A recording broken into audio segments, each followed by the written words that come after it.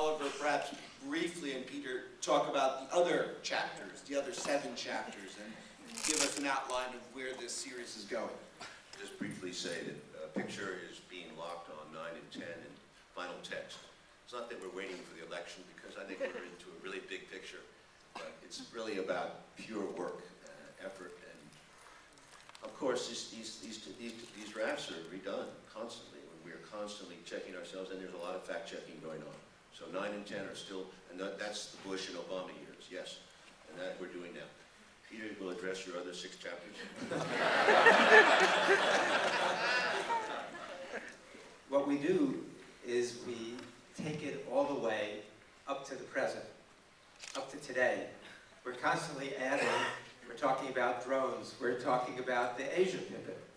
As you might know, Hillary Clinton wrote an article in Foreign Policy magazine this year, in which is titled America's Pacific Century, where we're talking about our pivot to Asia, which is our containment policy toward China, and is a policy that's involved with shifting our fleet from 50-50 Pacific Atlantic to, it's going to be 60% now in Asia, that we're militarizing. We've got these military agreements. We're setting up new bases in that region.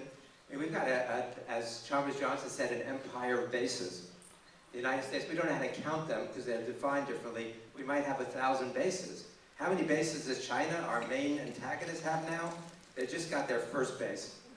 So, this is what we're up against. And so we're trying to take this story about American militarism and the wars, as Katrina was saying, right up to the present. So we deal in depth with Iraq and Afghanistan, and we're telling aspects of those wars that the public doesn't know. And we're discussing Obama, and Obama is for us an interesting case study, because he shows how difficult it is for somebody that intelligent, with a certain kind of decency and morality, how difficult it is for even Obama to break with these patterns that we're seeing.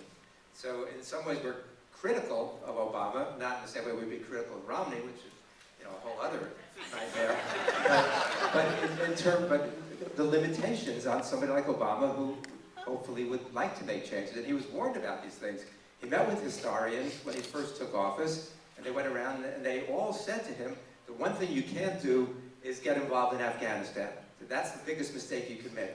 And of course, with Robert Gates and Hillary Clinton, you look at the people he surrounded himself with, Jones, it's not surprising, given his advisors on the Reubenites on domestic policy and economic policy, and the Clintonites and Gates, even worse, on foreign policy. So we take it up to the present. Yes, ma'am, right here. I was wondering, I've been asking